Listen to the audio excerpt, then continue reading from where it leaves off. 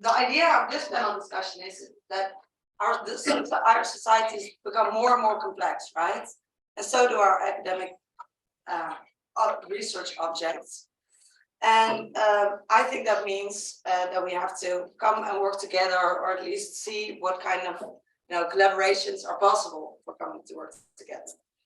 So in the conspiracy theory, we have a lot of different researchers working, right? Because it's a multifaceted phenomenon with a lot of different questions that can be asked and a lot of different methodologies that can be used to answer those questions. Sociologists, for example, may study the social backgrounds of conspiracy believers or the functioning of conspiracy beliefs in social systems. Psychologists may study what types of information maybe be persuasive for people to become conspiracy theorists.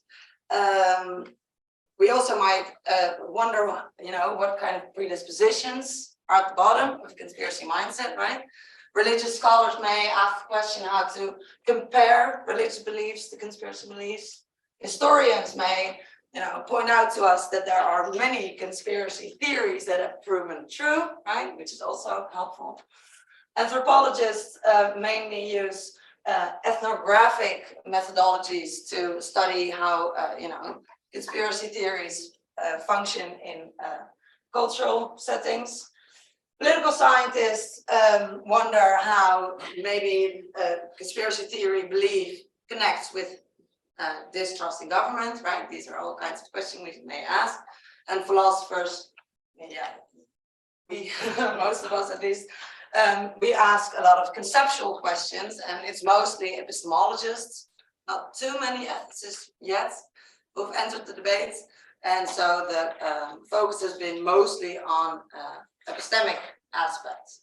And now the interdisciplinary panel discussion of today will focus on the question, the bottom one, can we integrate our work with the insights produced in other disciplines? And if so, how should we go about doing this? And what are the upshots of doing so? Right, and it's connected to the motion, the study of conspiracy theories should be interdisciplinary. What will happen now is that I give each of our panelists 5 minutes to quickly what they think about the question and or the motion. And then I have a couple of questions prepared. We'll go around. You're free to respond to each other if you feel like doing so. And then afterwards, we'll open the floor for other questions. Okay? Johan, I'll start with you. Okay, good afternoon. My name is Jeroen Harambam. I'm an assistant professor at the University of Amsterdam in the sociology department. My position is on media, truth politics, and digitalization. So I think already that title shows a bit of my interest and background in terms of understanding truth politics in our current mediatized era. So I also see missing from this whole list of disciplines, media studies, and I think many more. There was many more. And many more. Communication. Well, I would say if we think of conspiracy culture, it's very hard to disconnect that from our mediatized environment in which we live. Side note. But I think the question was to introduce myself and to take my position on the motion. So what I wanted to say is that I'm a very interdisciplinary sociologist in the sense of, how can I say that? Throughout my research, I was, so my main focus is on understanding contemporary conspiracy culture. As a sociologist, I'm interested in societal, societal stuff in a way, right? So I think it's also very much inspired by anthropological research methods, very ethnographic, and very focused on this mediatized environment. But the same counts for sort of the interest that I have in these societal conflicts over truth, these public disputes over truth. So there I took a lot of inspiration from science and technology studies. So I think my own whole research background is quite interdisciplinary. But then the question is, should we actually do that? And it's hard to take my position or to explain my position as the first one, because I thought it would be nice to get some contrast, but I'm sure that will happen anyway. Because the obvious question is, yes, we should, right? But maybe we should also think about why do we actually need to integrate, or for what purposes, what are the goals of this interdisciplinarity? So regardless of my own interest in interdisciplinary research, I think it's good to ask that question as well, like why would we even bother? And with what aim? So that will be maybe for later, because I think if the aim is to find some universal explanations of conspiracy theories and etc., then I'm not such a big fan of it. Because I don't, so here the question really becomes epistemological and also, yeah, very much reflexive about who we are as scientists. What do we want to achieve with our knowledge? So the aim for universal knowledge would not be something that I would be in favor of. I think the aim of interdisciplinary research is to learn from other disciplines and to complement each other in ways that are beneficial.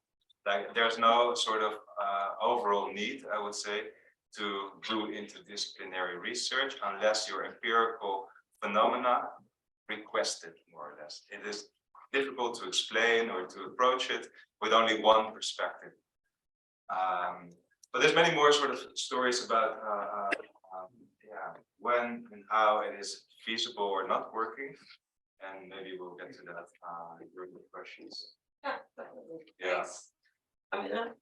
Okay, so my name is Jan Willem van Prooijen, and I'm a psychologist by training, although I also have small positions, 2 small positions in criminology nowadays. I'm an endowed professor of radicalization, extremism, and conspiracy thinking, and I work here at the VU, and I have small positions at the NSCR in Maastricht. As a psychologist, psychologists particularly look at how the mind thinks about conspiracy theories. So what factors predict whether or not people believe or do not believe conspiracy theories. It looks at questions such as what individual difference factors, what personality traits are associated with conspiracy theories. It investigates more experimental questions such as what specific situational factors predict conspiracy thinking. Why do we see them particularly in times of crisis, for instance? What role do emotions play in conspiracy thinking? These are all questions that psychologists tend to ponder about. Now, as to interdisciplinarity, I think conspiracy theories is inherently an interdisciplinary field. I've been to many meetings about conspiracy theories. Last March, I was again in one in Miami, and Martin over there also was there actually. Oh, you were also there actually. Sorry. That was also an inherently interdisciplinary setting. I think the topic in itself lends itself very well for that, because it's such a visible, societally relevant question that isn't exclusive to one field, that many throughout the social sciences and humanities people have reason to think about it. I myself, in terms of actual collaboration, scientists and criminologists, which I think is a good combination with political psychology is a bit of a meso field, looking at the interaction between the individual and the situation, and the political science is a bit more macro. So then we get exposed to these big data sets and get very robust, reliable conclusions about that, about how for instance conspiracy theories are associated with political beliefs, for instance. And then within criminology, we look at very different sets of questions with very different methods. So recently, we're now, for instance, working with a new PhD student who works at the police. You know her actually, you had coffee with her, and who has access to police transcripts of detainees. And she analyzes the extent to which their crimes were actually associated or inspired by conspiracy theories, which I think is a bit more micro level, but also equally important, I think. Yeah, I think also interdisciplinary research is very important. I also agree that it doesn't come without challenges and without risks, so to speak. I think the main benefits are, well, first of all, you get exposed to different ideas, you get acquainted with different methods, you also get to appreciate methods more, particularly researchers and particularly beginning researchers somehow tend to think that methods that they tend to use are superior to other methods, and the truth is different methods answer different questions. So you get to answer a broader palette of questions. There's also certain risks involved, I think, with interdiscipline. Oh, and one thing also is that you can really be inspired by other disciplines. For instance, I don't really work with historians, but I read a lot about the history of conspiracy theories, and that really gives me ideas about the psychology of how things may have evolved. So that's, I think, also benefits. So you can really enrich the field with it, but there's also certain risks associated with it. I think one of the risks is, for instance, that if you end up doing something within one discipline at the very end, you know, so like sometimes I have that with one of my political science collaborators, and then we've come up with a cool research question, and at the end of the day, we're just doing psychology with a political scientist associated with it. That's a risk, I think, but well, not really a risk, but then you're not actually doing interdisciplinary stuff, then you just have multiple disciplines associated working within one discipline. It can be more risky when you're within your own comfort zone. Then you're pretty good able to assess whether or not it's worthwhile, whether or not you're investing in something that will yield a product, something that will have an impact. When you're outside of your comfort zone, it's also more difficult to establish, you know, if it's going to be successful. These are among the risks, I think, and yeah, and sometimes, yeah, my experience with interdisciplinary setting things is also a lot of talking and about the different methods and the different insights and the different definitions, and a little actual doing, and that's We'll get to the doing. that's very right. So that's me, and that's my perspective for now, and I look forward to the discussion. Thanks, great. So I'm Imari Extenter. I suspect I can say this without any qualification, although I am the most important New Zealand philosopher working on conspiracy theory in this room. I already had the punchline down. I'm also probably the person who coined the term in philosophy, conspiracy theory, talking about the cluster of different ways that we talk about conspiracy theories. So on one level, the answer to the motion is, yes, it should be interdisciplinary. We're engaging in an interdisciplinary discussion. But then the philosopher of science in me comes out and goes, well, I mean, we're still having debates within our own subdisciplines as to what conspiracy theories are, how belief formation process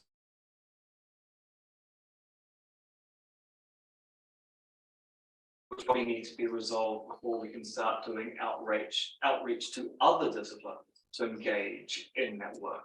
So on one level, the question may not be, should we be engaging in interdisciplinary research, but is it actually possible to engage in interdisciplinary research? And I think because we're such a young discipline or set of young disciplines, it's actually not clear yet that we're going to be able to do proper interdisciplinary research in a kind of reductionist sense of being able to all work with the same basic concept, processing through things. We might only be content with the kind of anti-reductionist notion of, well, we have to come up with a shared language to be able to translate my concepts to sociology or to media studies or social psychology or technology or history or anthropology or cultural studies or the many other options we have when it comes to these things called conspiracy theories. So I think it's an interesting question as to whether we can engage in interdisciplinary research, because I would like us to engage in interdisciplinary research, but there is the philosopher of me ends up going, is it actually possible?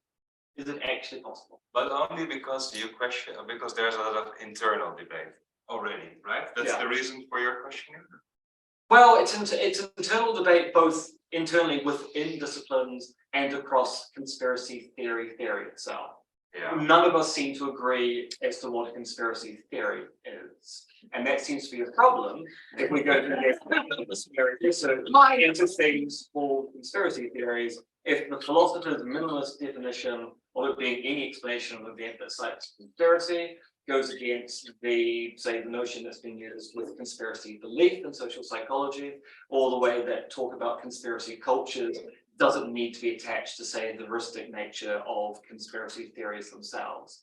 If we're not talking about the same thing, how can we actually start talking about the same thing? We actually might be engaging in different disciplines entirely. So as philosophers, we like to, ponder about concepts.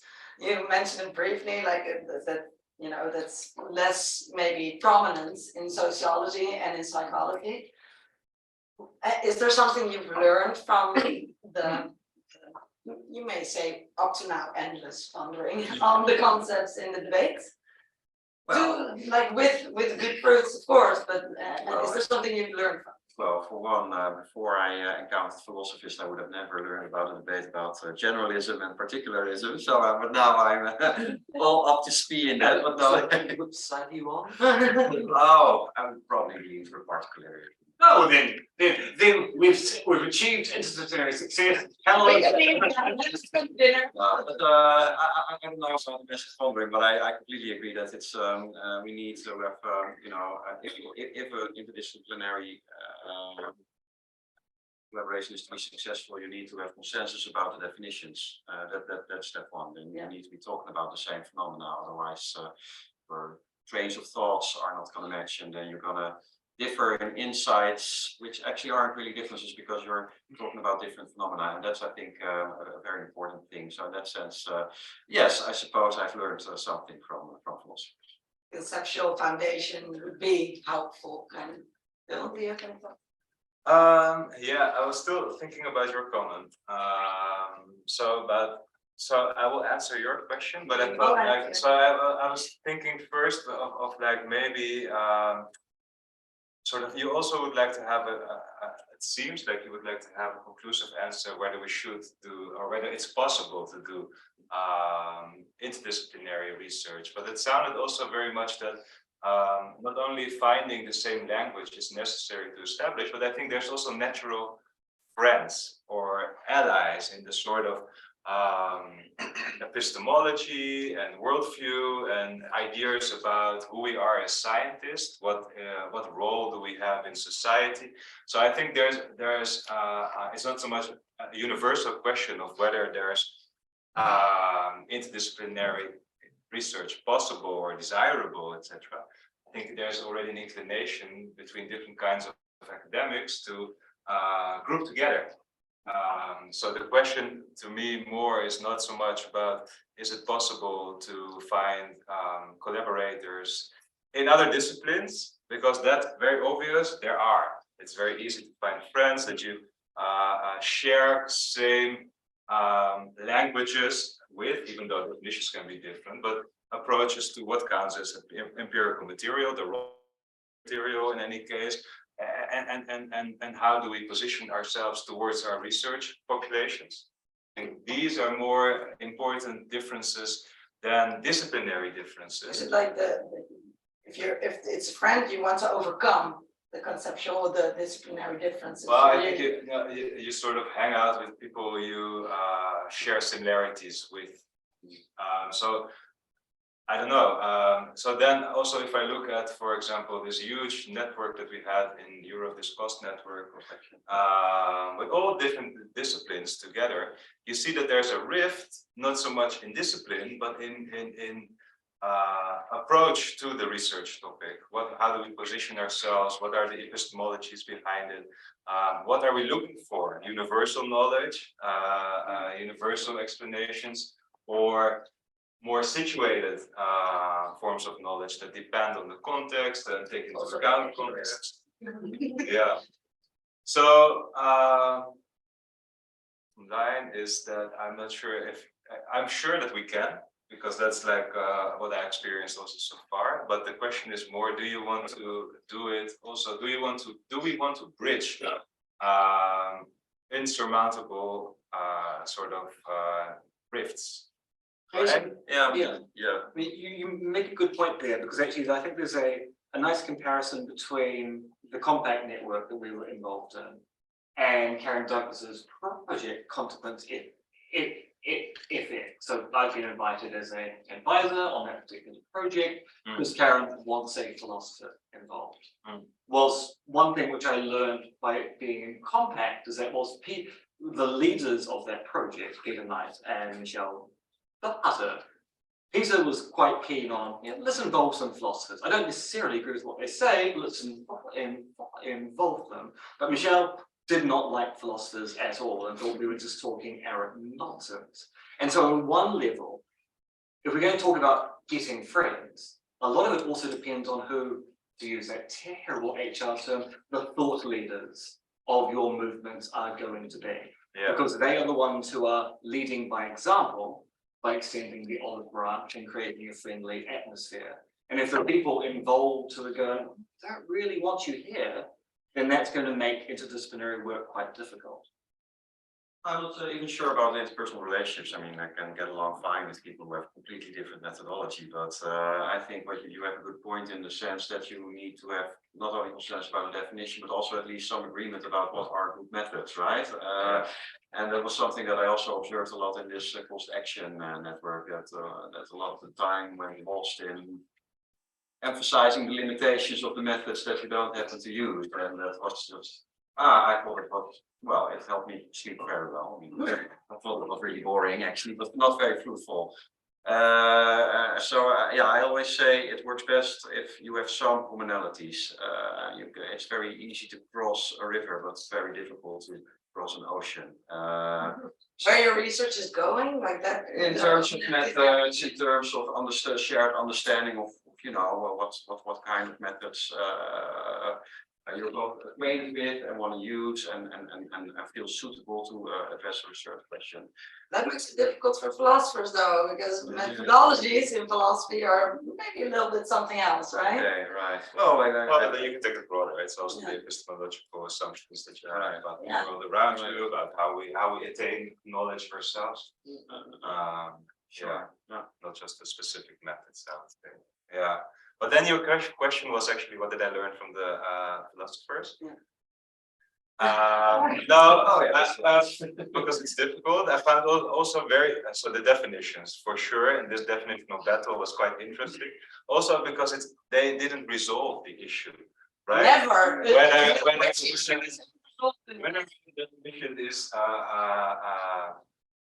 relational or like substantive. I think that was for me the most interesting discussion. Also because I was struggling at the start of my PhD in 2010. How to delineate my research field. Where do I start? Where do I stop? What is a conspiracy theory? What not? And it actually led me to reflect more on my own discipline and how I could use my own discipline to delineate this definition in sociological terms. So for me, it became obvious that I wanted to look at the phenomena that are being labeled as conspiracy theory, while also pertaining this logic. So combining actually these two different methods of defining conspiracy theory. And I'm still having difficulties with sort of the ethicist on conspiracy culture. For example, I was in a conference, I think half a year ago, and then it was about whether conspiracy theorists are epistemically culpable. And then I find it such a weird research question, because even if they would make sort of thinking mistakes or that they can be held epistemologically culpable, then what do we do with that? What do we learn from that? So then I think, and also what are you going to say to a conspiracy theorist you're going to meet on a public debate or in politics or what have you? So I'm still struggling to find out some of the merits of the ethics in conspiracy culture. The epistemologists I can relate to, but the ethicists I still find very difficult. And do you also think about that in relation to like conspiracy polarization kind of things, or because I think one method of saying they're epistemologically culpable, I don't know what the talk was about, but it's something like, so they're irrational and wrong and we don't have to, take them seriously that much, right? No, we should blame them. It's even worse, right? It's not even saying that they're irrational, we should blame them. And they should, they can be blamed, they are to be blamed. Yeah. Because they they make thinking mistakes. So yeah. What to say? So that, yeah, I don't know. The societal question of what do we do with conspiracy theorists? Maybe their ethics comes into play. But I would, yeah, I don't know. I'm a sociologist, so I think this is something that we should do as a society. Think about what would blame look like? yeah, and why? who is to blame actually? Yeah. Do you have any responses? Well, I think blame shouldn't be allocated to what the person thinks, but it can be allocated to what a person does. If a person, if many people, reject vaccines and therefore keep all of us longer in the pandemic than necessary, then I actually do think you can blame these people. Yeah, but that's Well, you if you think you can, that's definitely We need to debate on that. That's a good. Yeah, the ethics of conspiracy theory, which has been explored by people like Johan Reicher and Patrick Stokes, where they worry about the role conspiracy claims play in a society. Yeah. It's an interesting debate, and it's also a largely unresolved debate in philosophy, because it has largely been epistemic. The ethical issue of what to do about belief in unwarranted or suspicious conspiracy theories still remains a live option. And of course, it's interrelated with actually out there, not just conspiratorial beliefs. And we don't even know how to deal with those beliefs, let alone the special case of conspiracy theory beliefs. Yeah. Yes, okay. I think one final question before we all three of you already talked about how to go about making conspiracy theory interdisciplinary. Whether, if, how, what would be conditions you think, except from like a conceptual foundation of some sort, or like things to have, things that we can do, and things that should we invite more interdisciplinary books? Should we make more interdisciplinary conferences? Should we collaborate more? What do you think? Or any other stuff? Well, I think, we all three have been part of this cost action network, right? And that was, I think any collaboration starts with just, people being in the same room and hanging out. I don't know how all of you start collaborations, regardless of whether they're disciplinary or interdisciplinary, but I never send an email to a stranger that I don't know, hey, your work is so fascinating, shall we collaborate? No, I have coffee with the person or a beer, and over dinner we come up with a cool idea and then we're going to pursue it. That's how my collaboration starts. So yes, put them in the same room. We'll go to dinner later. And then we'll do 3 minutes. Yeah. But it's an interesting thought experiment whether this cost network actually fostered bonding or created polarization. Because there was also a big rift in sort of through this whole network, right in the middle, right, with certain sides. And while I think we found more friends across disciplines, it also created I think it also fostered and sort of enacted a bigger divide, perhaps. Sure. I'm not sure how you think about that. Well, I know that one of the organizers of the network wasn't so keen on psychologists in the beginning, but he came around after the network. So I had a couple of nice dinners with him actually, even after the network had already ended. No, I think it was a thought experiment, but I think also by humanizing your sort of scientific other. Creates ways to bond better, right? But the sort of the conditions. I think what really obstructs interdisciplinary research are the reward structures. Yeah. So in terms of finding suitable outlets, publication venues, etc. Making careers interdisciplinary is very difficult when the university is still organized very disciplinary. You're also evaluated disciplinary. They are looking at your key publications in top disciplinary journals. So all these ways make it more difficult to get also something out of your interdisciplinary research. The efforts you have to put in. Yeah, but that's an interesting point because I do have that experience. Like when I collaborate, for instance, with I had project at NSCR with criminologists, and it was very, yeah, rather interdisciplinary. It was a bit more computer science like, but also elements of psychology, and it was difficult to, you know, it was too criminological for a psychology journal, but too psychological for a criminology journal, and eventually we did find a good outlet for it, but yeah, it was. Well, we asked the PI to have a look at it. I don't know, at some point she came with a great journal that just seemed to have a good fit in terms of the aims and missions, and we had never heard of it, but it had a good impact factor, and we just sent it to it and they took it, so.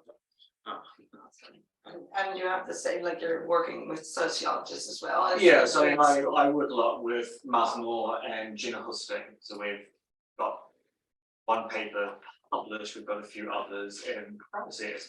And that's been an interesting experience because they do empirical work, they do surveys, they do experimental manipulations.